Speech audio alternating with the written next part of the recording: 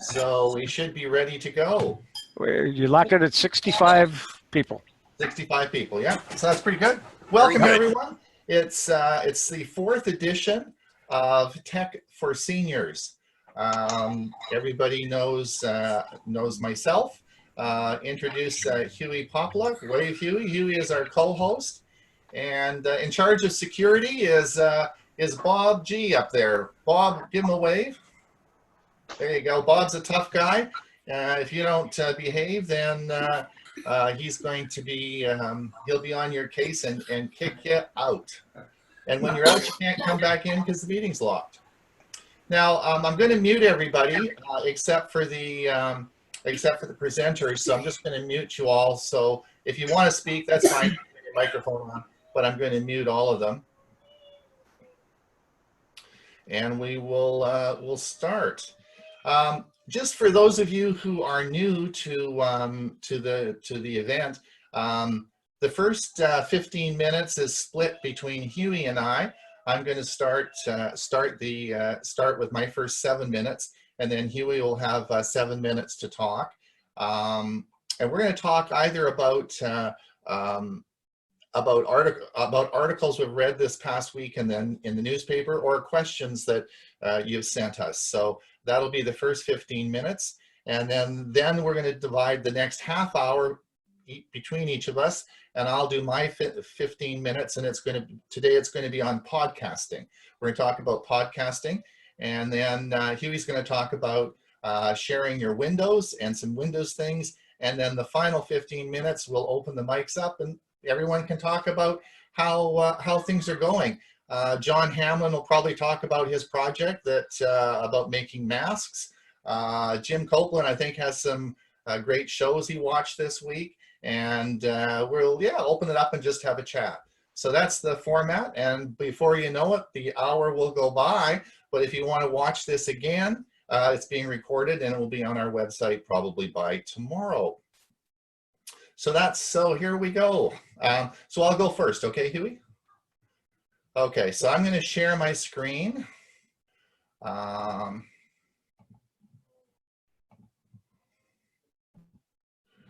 And we'll get that. Now, one of the things that was asked, I think Chris Brzezinski asked this, is how do you change your name in Zoom? And this is important because when you get admitted into the waiting room, as part of a security feature, we need to know who you are. And most of you are Zooming pretty good now, and you have your proper names on there, but like iPad 7 is a bit of a challenge because we don't know who you are. So how do you change your name in Zoom? And this is how you do it. Now, let me tell you, there's 2 types of people in the world. Those who have a Zoom account, and I would encourage you all to sign up. It's free. Sign up, get your own Zoom account, play around with it. And there you can actually put your name, the name that will come up on the screen, you can put it in there as part of the registration process. Some of you, however, are not Zoom, don't have a Zoom account, and you're just clicking the link to come in. And this causes some problems because then it may not have the correct name. Ron, your screen is blurry. Really? How come? Probably that second button when you share your screen, the one on the right, not the one on the left. And you can get to it also from your, I think either from video. Optimize share for full. I clicked. Yeah, shut that off. Optimize share. Okay. Yeah. There you go. Is that better? Yep. Okay. Now I do have a video to show. Is that okay? You may have to then turn that on, then turn it off after the video. Okay.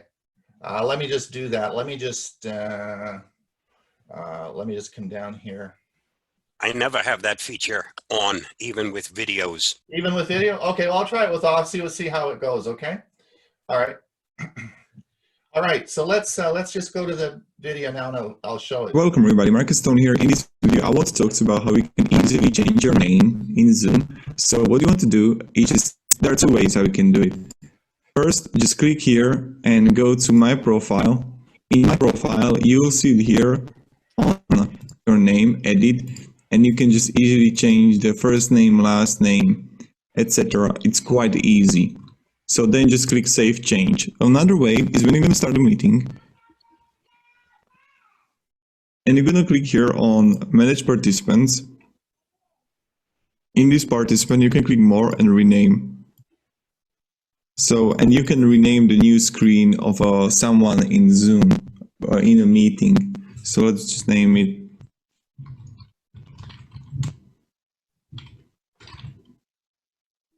okay, Man of Tao. So this is how we can change the username in actual meeting.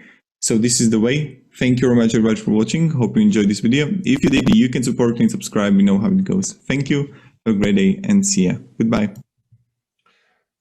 So that was how you change your name in Zoom. There's two types. There's if you have a Zoom account, you can go into the account and change your name by simply clicking on that button, or just bring up the manage participants. And I have set it up in our meeting so that you will be able to change your name. It's a security feature. You can actually turn it so you can't change your name, but in our meeting, we allow you to change that. In our meeting, we allow you to change your name. I just wanted to talk quickly. Man, it's 8 minutes. We've already used up 8 minutes. I'm going to be into Hewie's time here in a minute, but I just want to talk briefly about getting Google support. Now, many of you may have had Google One support, and this is a product you can buy. But what I wanted to talk today briefly about is going to a website where you can actually get support. And this was a trick that was shown to me by Chris Gould from Geeks on Tour.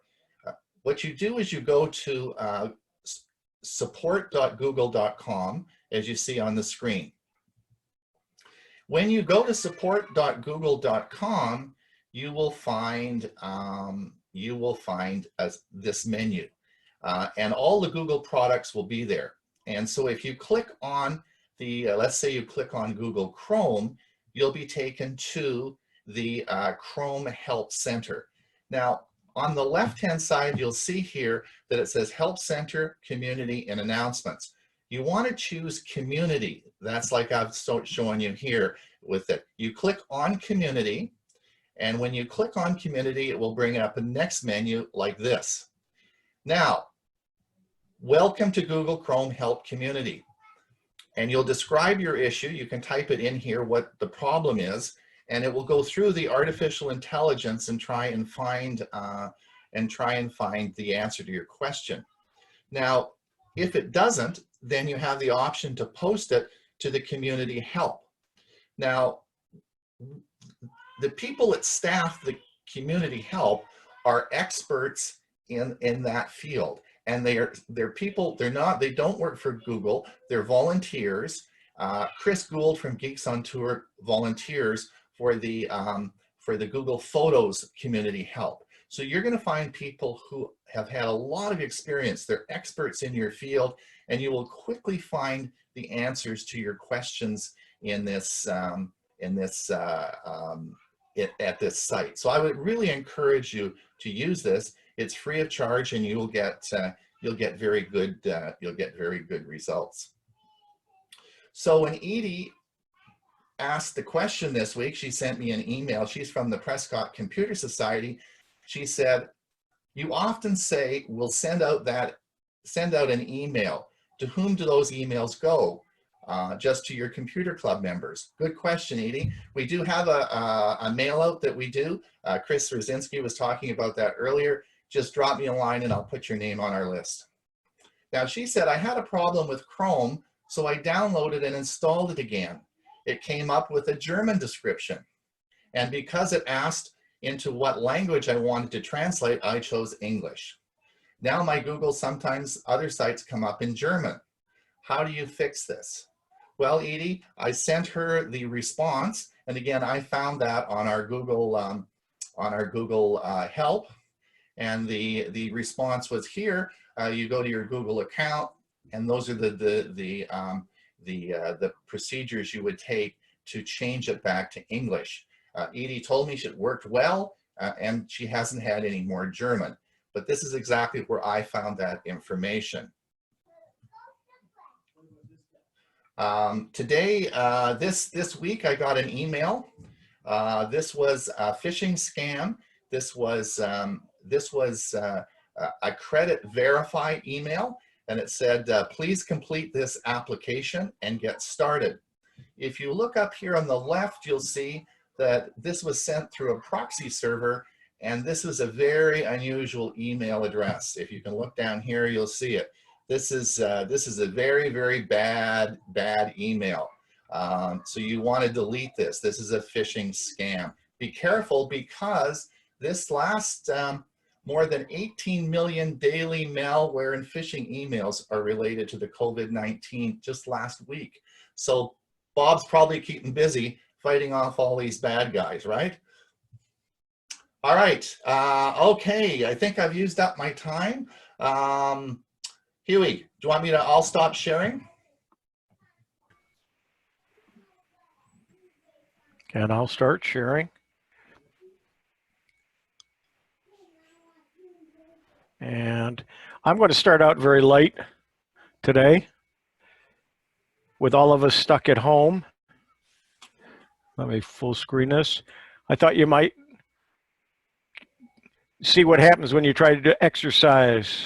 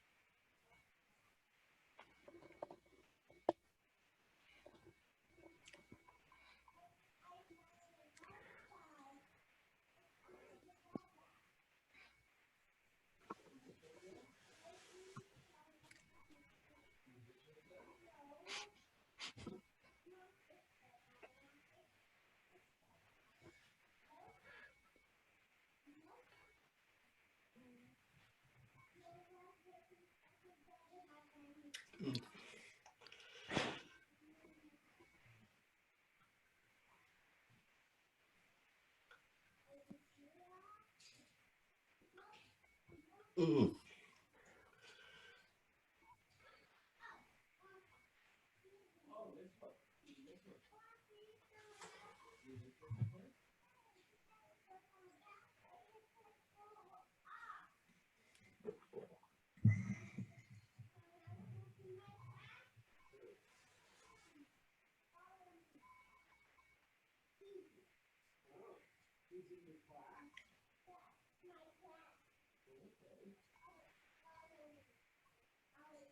And that's why I don't exercise.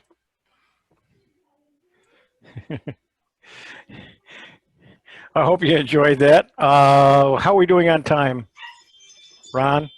We're at 9:15, so probably I could start my presentation. Okay. I'll share my screen. Yep, okay. And I'll go for 15 minutes, and then you've got 15, right? Yep. Okay. Let me just get back to sharing my screen.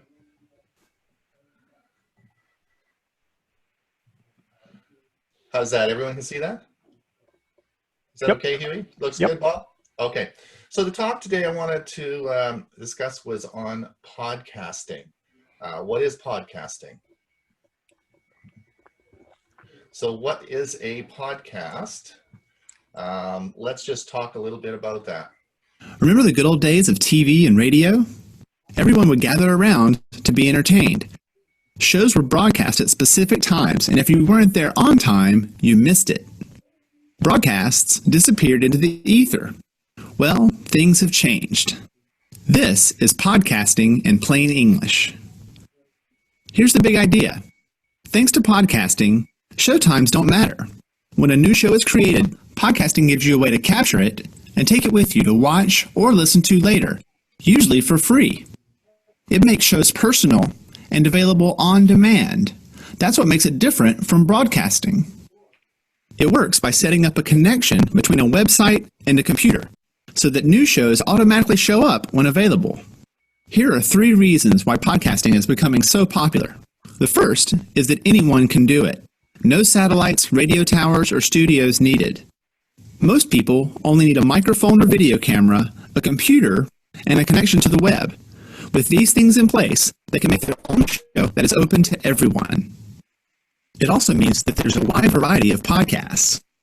Whether it's investment advice from Wall Street or your neighbor's gardening show from down the street, there is likely a podcast for you. The second is subscriptions. This means that if you visit a website that has a great podcast, you can click a button and subscribe to receive future shows automatically. All you need is a free tool called a podcatcher, like iTunes, that acts as a way to capture the shows. The shows become yours to listen to or watch as much as you want, where you want. The third reason is gadgetry. You can download a podcast onto a computer, but you can also download it to an MP3 player or other portable device and take it with you. And remember, podcasts work on all sorts of devices, not just iPods. So, let's look at how Jason uses podcasts. He uses the web every day, rides the bus to work, and loves Japanese culture. Recently, he found a podcast by a Western couple living in Tokyo. After a quick listen, he subscribed to their podcast from their website. That night, as he slept, a new show downloaded onto his MP3 player. The next morning, he was on the bus, listening to his new friends in Tokyo, imagining what it would be like to eat the freshest sushi in the world. Podcasting made it happen. It made it possible for the couple in Japan to create a show for only a few yen. It made it possible for Jason to subscribe to their show and take it with him. Podcasting means we don't have to depend on traditional media. Now, everyone can have a voice that shows their true colors. Remember the good old days of TV and radio? So there's been a steady rise in the interest in podcasting. As you see on this chart, you'll see that the dark blue line here is people who have ever podcasted. The lighter blue line is people who have podcasted in the last month. And you'll see that up to 2019, the rapid growth in the interest in podcasting.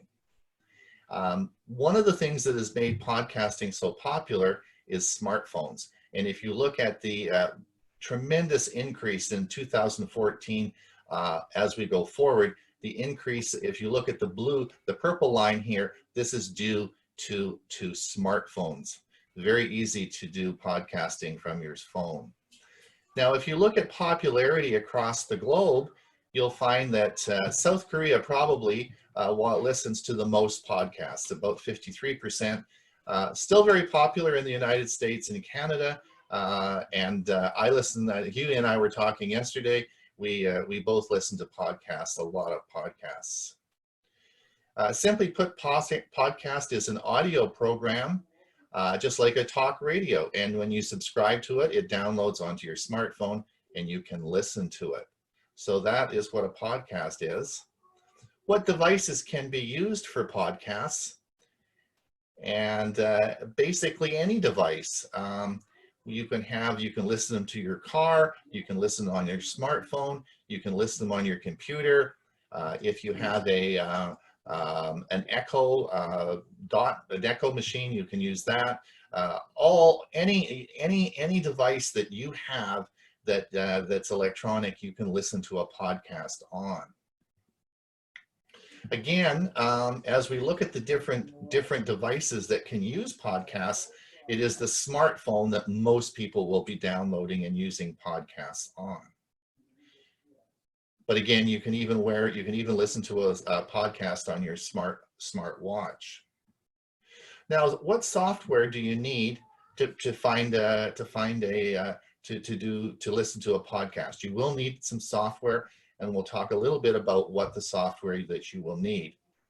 Now, the software requirements that I think you should have is you want it to be free. There should be no charge, and you want it to sync across all platforms. If you listen to a podcast on your smartphone and then you haven't finished it, you want to finalize it on your PC, then you want it to pick up and play where you left off the smartphone. So you want it to sync, and of course you want it to be easy to use. So there are lots of choices. And this is just an article that I read recently. And again, you look at, there's 27 of the most popular podcast apps. So I'm going to be talking about 5 of these. Now, the granddaddy of them all is, of course, iTunes. iTunes is Apple was the original one that developed podcasting, and iTunes was the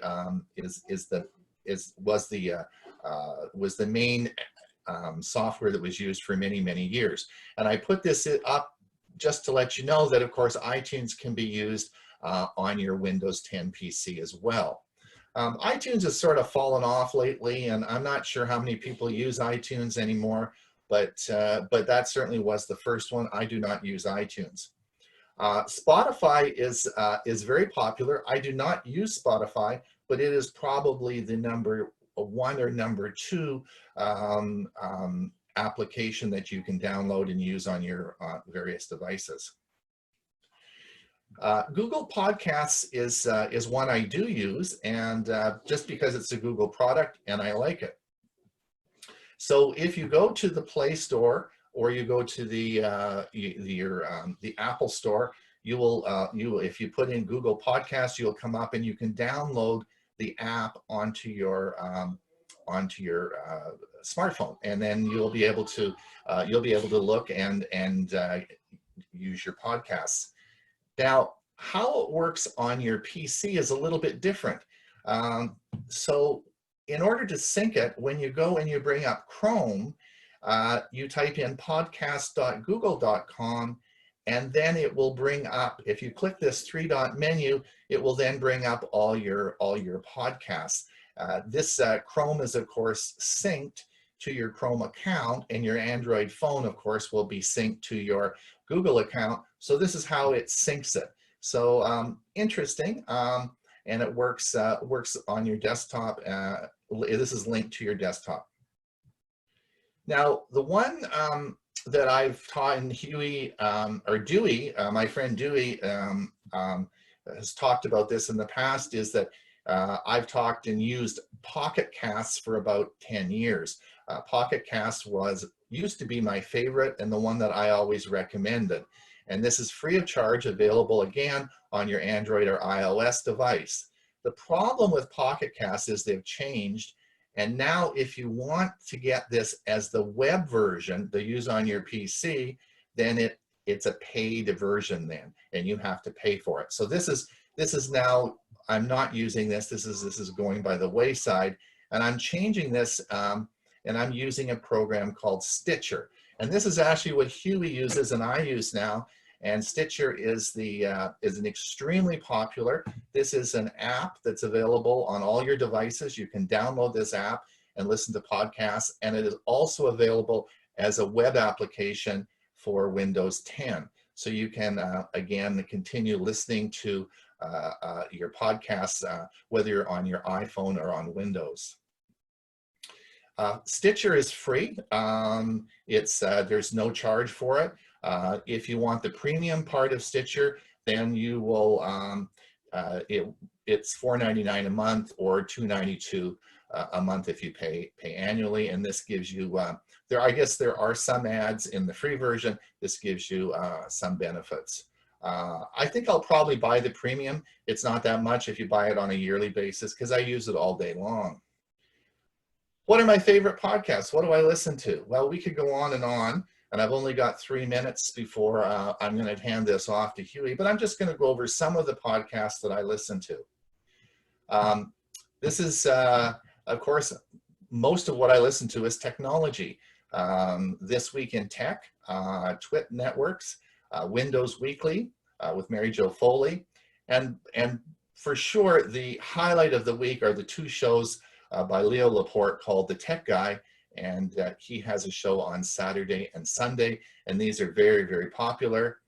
This Week in Google and Steve Gibson's Security Now. This is where I get a lot of the security information and triangulation. There's All About Android, Twit Specials, Tech News Weekly, IoT devices, all sorts of stuff there. Question Period. This is a CTV news broadcast that I like to listen to. I'm very much into Steve Dotto and all his programs, and this is a podcast he has called Gray Matters. Consumer Reports has a daily update, and you can get that free of charge. I'm also Wheel Bearings is all about cars.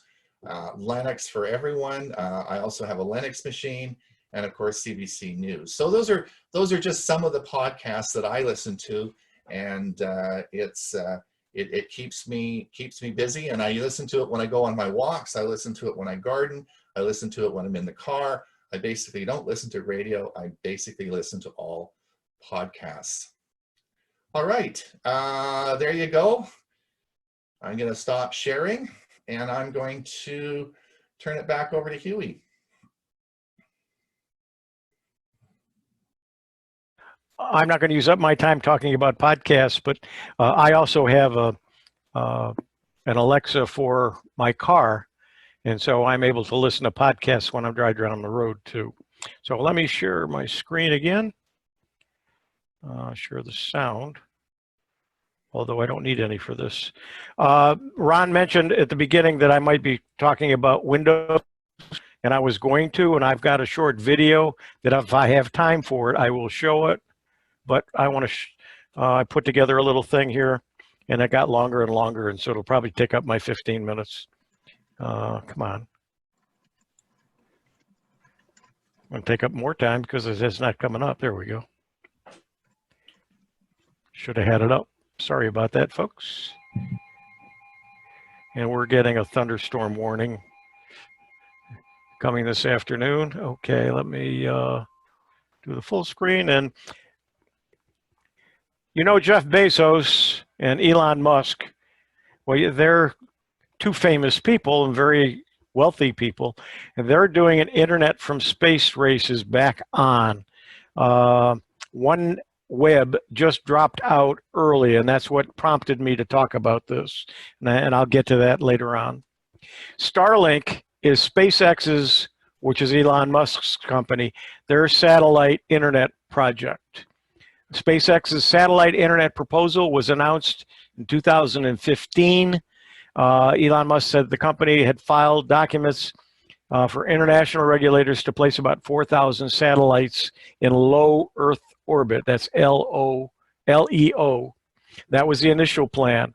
Musk's initial estimate of the number of satellites soon grew, and now he's asked and been granted to fly up to 12,000 satellites, and perhaps as many as 30,000 eventually. So the plan grew. To put that into perspective, only about 2,000 artificial satellites currently orbit the Earth, and only 9,000 have ever been launched in all of history. So he's going to surpass that very quickly. The first 60 Starlink satellites were launched May 2019. The satellites were successfully reached their operational altitude of about 340 miles. And that is low enough to get pulled down to Earth by atmospheric drag in a few years so they don't become space junk once they die. Each Starlink satellite weighs about 500 pounds and is roughly the size of a table. And I've got a picture of one, and I think the table is the bottom part, not with it extended.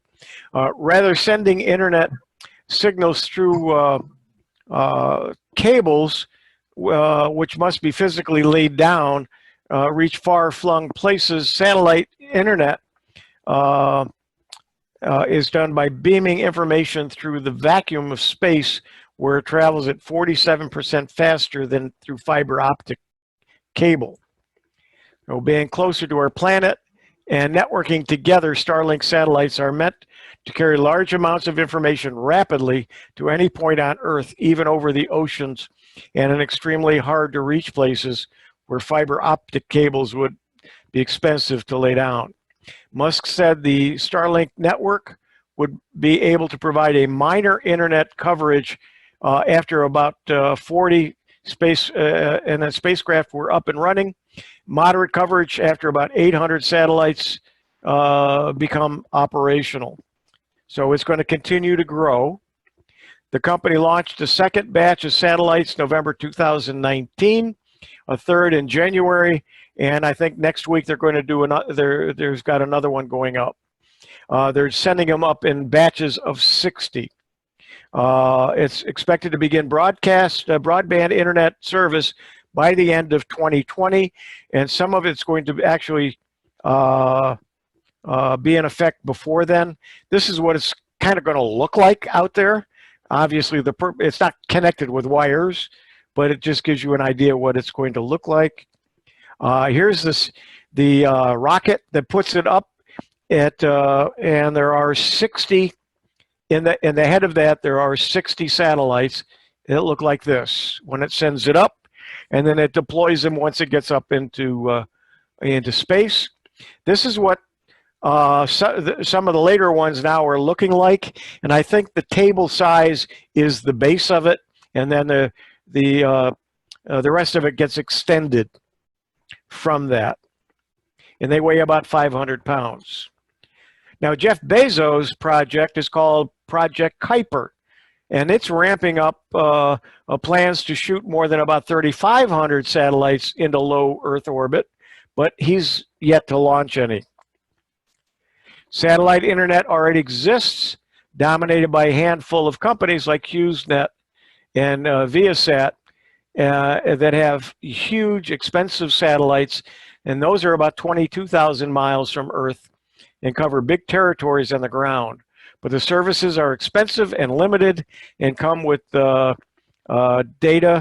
It lags, and it doesn't work very well. And there aren't a lot of users either. But the low Earth orbit, the LEO satellites, are only about 250, 300 miles up to about 1,200 miles high. So because they're a lot closer to us. OneWeb, the London-based venture that launched its latest batch of broadband internet satellites the weekend before it filed for Chapter 11 bankruptcy protection on March 27th. So just in the last couple of weeks, they filed for bankruptcy. They're trying to sell themselves. Whether either of the other two companies can utilize any of the equipment they have or any of their technology, it remains to be seen. But right now they've filed for bankruptcy and they basically are out of business. OneWeb has 74 satellites in low Earth orbit. Half of its 44 planned ground stations have been completed or are in development. It was planning to begin offering broadband internet access in the Arctic as soon as this year and broaden its services to the entire globe with hundreds of satellites over the next year or so. All those plans are now, if you're pardon the play on words, up in the air. So we should see all of this later in 2020 or in 2021. SpaceX aiming for its first availability, although limited to be by hurricane season 2020, which is June. It probably will be a little bit later than that now with all of this other stuff going on, but they're going to have enough satellites up there to be able to start some service, but they have yet to say how much it's going to cost and how fast it's going to be. But it should be faster than anything we've really got out there now. And that's it. How am I doing for time? It didn't take me long. Let me get my Windows video in, unless there are any questions about that. Why don't we wait for the questions till I finish and show you this Windows video. And let's see how this works. Trying to cram a lot of information in here. There we go.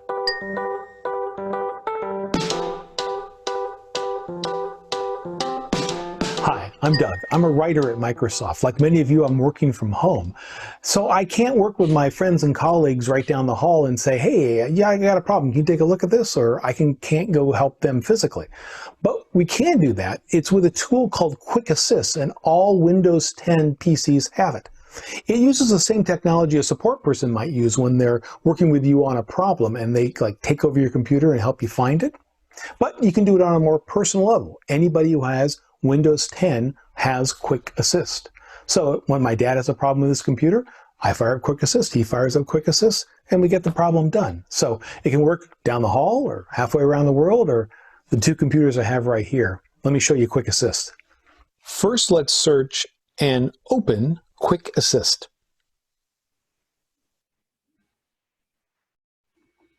You can get assistance or you can give assistance. I'm going to give assistance. And normally I'd be talking to the person on a speakerphone at this time. I'll tap Assist Another Person and I'll get a security code with an expiration time. So I'll just relay this to the person I'm helping and then they can input the code at their end.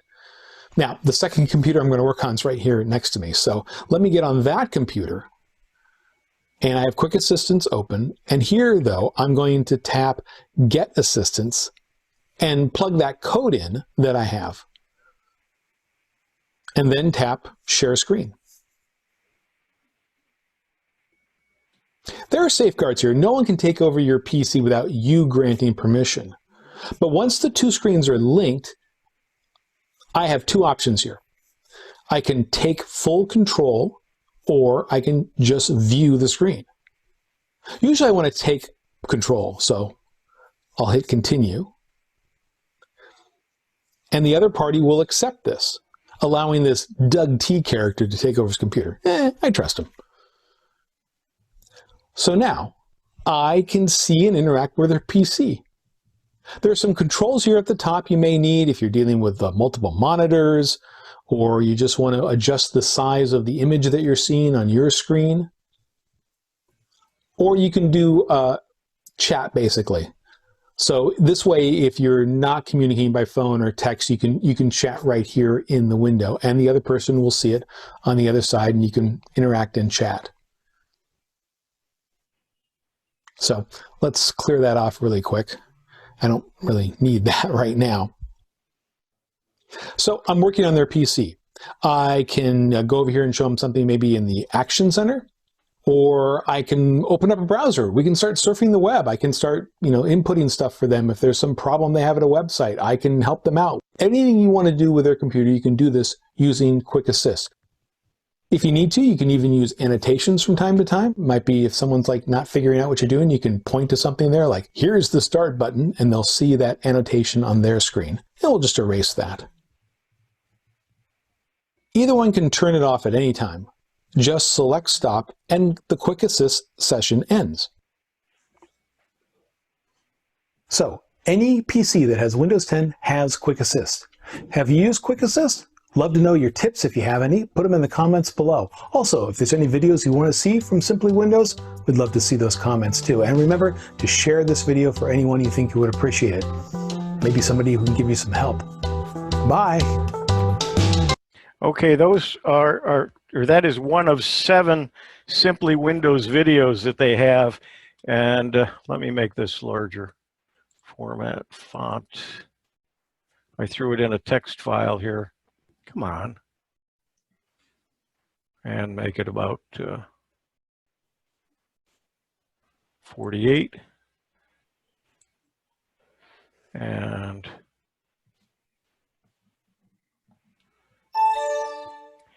this one was how to use Quick Assist. They also have how to make your PC easier to use, how to manage Windows updates, how to personalize your PC, what is a Microsoft account, how to get apps from the Microsoft Store, and 3 ways to quickly find things on your PC. These videos are all in the 3 to 4 minute range, and they're all on YouTube and on a Microsoft Windows channel. And with that, I will stop sharing my screen. And I just about used my time. So we can do some Q&A. Well, yeah. Well, and I got both of them in too. Yeah, right. We're right on time. I told you the hour goes by so quickly. Yep. Now we only have 15 minutes left. So I noticed a bunch of things popped up on the chat box. I don't know if there's anything to do with what I was showing or talking about, but just to let everybody know, this video will be online within 6 hours. I'll have it up. Now, it'll be on a YouTube channel, and I have the links to our website. So, I mean, I will send the links out, but some of you just don't get the email I send out. So if you go to our website, which I put in the chat note, you look on our, let me just show you here. I'm just going to share my screen. I'm just going to share my screen. And if we come over to, we'll bring up our club website. It'll come up.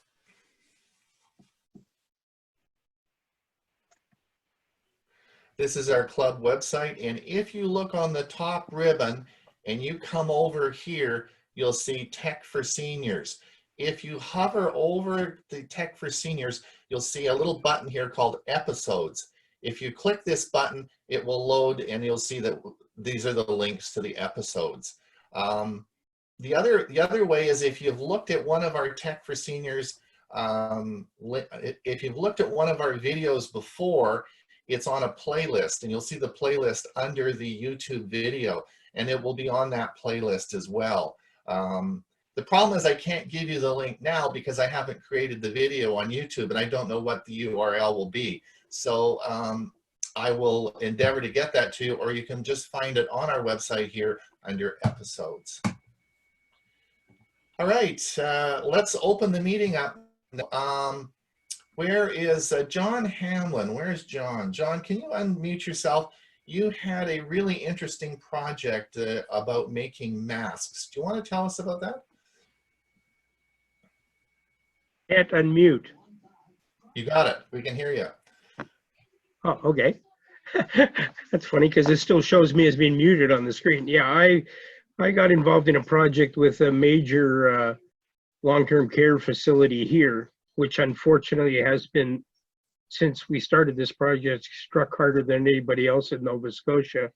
They have 6,500 outpatients and close to 2,000 in 4 different care facilities. And one of their care facilities now has 90 cases of COVID-19 and 6 people have died. And they're having huge trouble rearranging the facility and moving people off site, and it's a disaster. But my involvement is with making masks for both the seniors who are residents in these facilities, which now are absolutely crucial, and for the care people that they take, for the actual residents in the homes, in their own homes that they care for. The project started just for them. Since then, it's evolved into setting up mask making, sewing circles all around the province of Nova Scotia, and we're looking to produce probably 10,000 masks a week here in Nova Scotia with various sewing groups. Since then, I'm a member of Aging 2.0, which is a worldwide organization based in Silicon Valley, and we've passed out the information to all their 120 chapters around the world, and there are many more making masks for their own care facilities or for their own organizations. I will make this short and sweet. I had a few issues with it, but we just set up a website yesterday, in fact, and the website is sewing-circles.com, sewing-circles.com. And on this website, we explain how to use masks, how to make masks, how to contact organizations who might be interested in using them if you have a sewing circle or group. And I just encourage anyone to, yeah, Ron just put it down there. Had a few problems with passing it on to Ron due to my fact that I'm a moron and I had the website wrong. But in fact, if any of you are interested or know groups that would be interested, all we're looking for is to spread the word and do much like a chain letter, get people all over doing this for local groups. And now that a couple of states, California and New York, I believe, have said that everyone leaving home needs a mask, there's an incredible demand for them, both within the seniors communities, which is what we're mainly interested in, and all around the world. That's it for me. John, it also has it has diagrams on how to make the masks, and it tells you if you are a sewer how to do it, right? Yes, yes, that is all there with a few different patterns of masks that you can use, from the butterfly to others. Not being a sewer, it's all Greek to me. After this, I'm actually going, as part of my additional project, I'm going to pick up at a drop-off place near my house a couple of hundred masks to deliver to Northwood's main facility to add to their stockpile. I volunteered to do this once a week from here. We're about half an hour away from Northwood. Very worthwhile project. Well done, John. Thank you. Yes. Can I say something? Sure, go ahead, Anne Marie. Hold it. Anne Marie, we got to unmute you. Here, I'm pressing my space bar. I Okay. remember. I've been sewing some masks and I ran out of elastic, and I cannot find elastic anywhere. You know, Amazon stores, whatever, they're all out of elastic. So I'm starting to use rubber bands just to put those around the ears. That works. I read an article that suggested using a bungee cord, which has several pieces of elastic within the cord itself. If you cut it, you're going to find that it's made up of a whole bunch of bands. And that's what some people were using. You might try that. I don't know if it's true or not.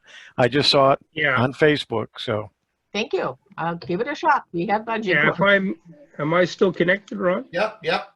Okay, yeah, the bungee cord one does work, but in fact, a lot of the people that are making masks now have actually been using shoelaces or the equivalent, because it's easier to tie them behind the head than to wrap them around the ear. And if you wear it for several hours, doesn't matter what kind of elastic you use, it ends up hurting your ears, to the point where they've now developed an ear guard that you can put on underneath the mask. So I think the main thing is to make the mask. Obviously, you can use different types of elastic, but we have the same problem here in Nova Scotia. There's no elastic anywhere. So some of them are using, as I said, shoelaces, cut obviously to the right length. Some are using, as you mentioned, the rubber from bungee cords, which are really interesting. Once you cut them open, there's probably 20 strands in one bungee cord. But you know, the shortage of elastic isn't going to go away. And try other things and try them on yourself and see how well they fit. But a lot of the care workers prefer ones that they can tie at the back of their head, just because of the once it's tied, it fits them and not and doesn't hurt the ears. Yeah, thank you. The women in our community, this is Helen Whitworth, the women in our community have been sewing a lot of them. They started out with elastic and are now going to making strings. One way to make a string is to just use the fabric and just sew, you know, cut strips and sew it. Right, like make a smaller, like a string through the fabric. Yes, yes. Yeah. Works best if you use it biased, but you can also use it straight. It just doesn't give as well. Right, right.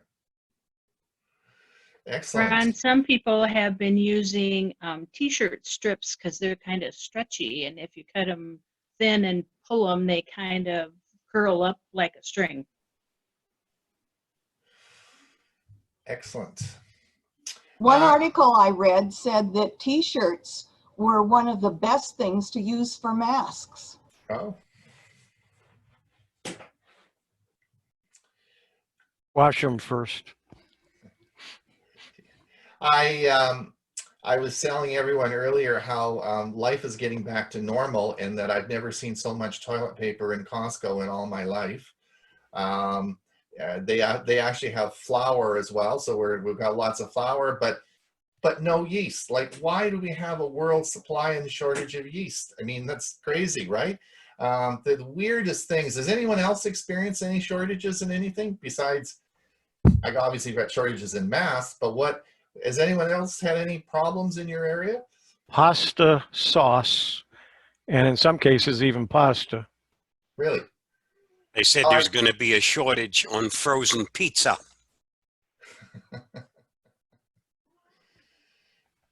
Yes, but I did a takeout pizza Sunday, and boy, the people were just streaming in there. Unbelievable. Well, Pizza places are doing very well. Yeah, what I don't understand, and I don't know if it's the same in Canada or not, but all of these, almost every strip center has a takeout Chinese restaurant. And that's all they are, is takeout. In this world where everything now is going to takeout, they all closed. There's not one open. So I got to tell you a good story. There's a brewery just up one block up from our house, and they will. We have growlers, which are like big jugs, you know, which you fill up with beer. The brewer will come now. You just call them. They'll come to my house. They pick the 2 growlers up. They take them up to the brewery, fill the bottles up, and they'll bring them back and deliver me. And there's no charge. It's all part of the service they're doing. I love this. It's never been better. It's great. One of the microbreweries here, they offered free sanitizer, and they bottled them in some of their beer cans.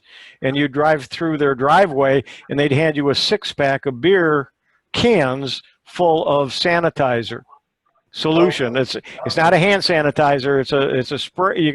It's a liquid, and they say if you use it too much on your hands, it'll dry them out. But other than that, I got a lot of sanitizer that way, and it was really neat. Great. And they gave it away. They didn't sell it. Now, is Jim Copeland still on? He sent me an email about a great series he watched. Is Jim still on? Can he unmute himself and tell us about it? I don't know if he's still on. Is Jim on? Can't see him. Can you hear me, Ron? Yeah, I can. Tell us about your. Yeah, good. Tell us about your show. Okay, they're both Amazon Prime series. Yeah. One is called Bosch, which is like the Bosch dishwasher. Yeah. It's a police officer in Los Angeles and homicide squad and all his experiences and everything. That's quite gripping. We're now into the 6th season of it. Last night, the 6th season was released on Saturday, and last night we finished watching the 10th episode of the 6th season. So binge watching, here we come. No ads, one right after the other, hour-long shows, where you go.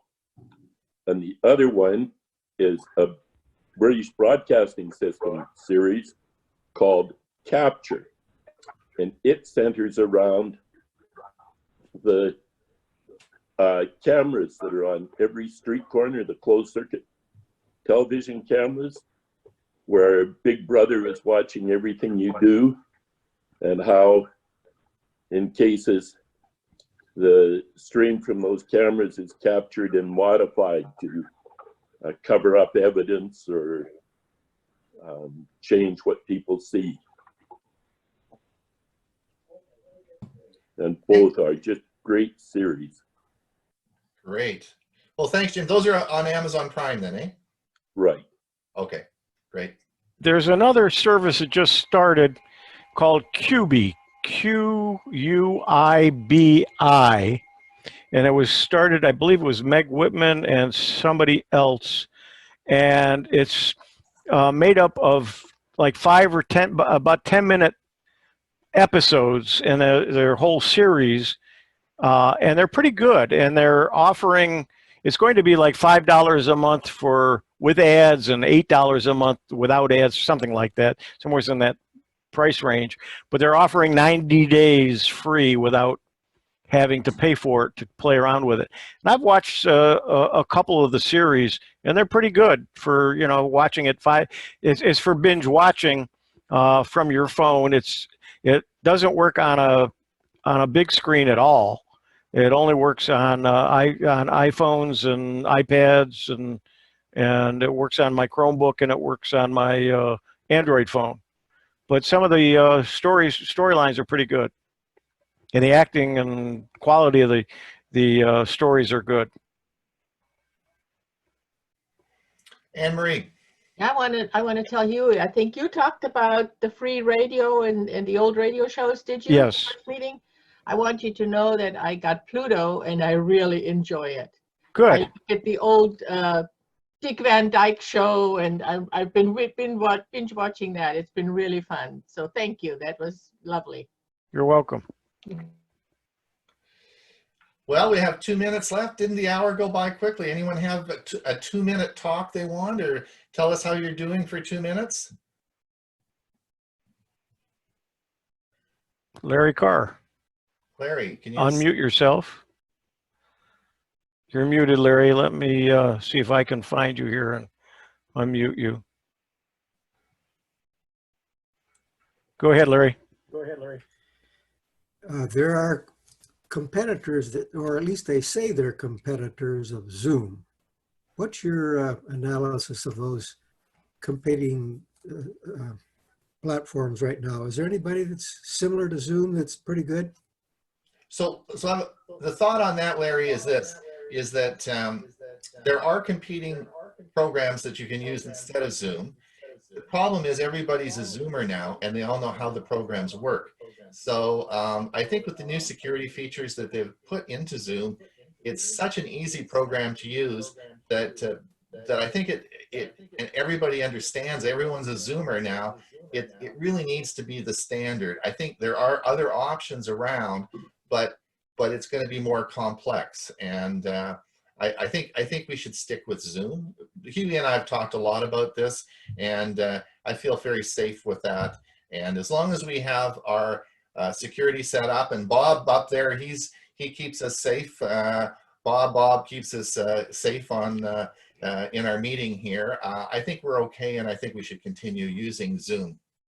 There's one called Jitsi, Jitsi, that's free. And I'm attending my first Jitsi meeting tonight. It says you can have about, right now they figure up to about 70 people, but they say after 35 it really degrades. So I'll find out tonight. I don't know how many we're going to have on it, but it's an iPad, iPhone, and Mac group here in Florida. Actually, they're in Orlando, and I'm going to join that meeting and see how it goes as a Jitsi, Jitsi, as I said. It's free, it's open source, and they're trying to improve it all the time. Another one out there is GoToMeeting, and that's, I believe they've dropped their prices now to be about the same as Zoom, but I don't see a lot of groups using it, so I don't know the inner workings of it, the problems and the good things about it. Well, folks, it's 10 o'clock. It's now, we've done our hour. I want to thank everyone for coming. We'll be back same time, same place next week. Right, Hewie? Yep, I hope so. I hope so. And Bob, you're going to join us next week too? Excellent. All I'll right. be there. Well, thanks everyone for coming. And we will have this video online within within 6 hours. And have a safe week, and we'll see you again. Don't forget to send your questions in. Send your questions in if you have any questions, and we'll see you again next Monday. Thank you. Yeah. Bye. Thank you. Go on. Thanks for joining, everybody. Thanks for joining. Yeah. Bye.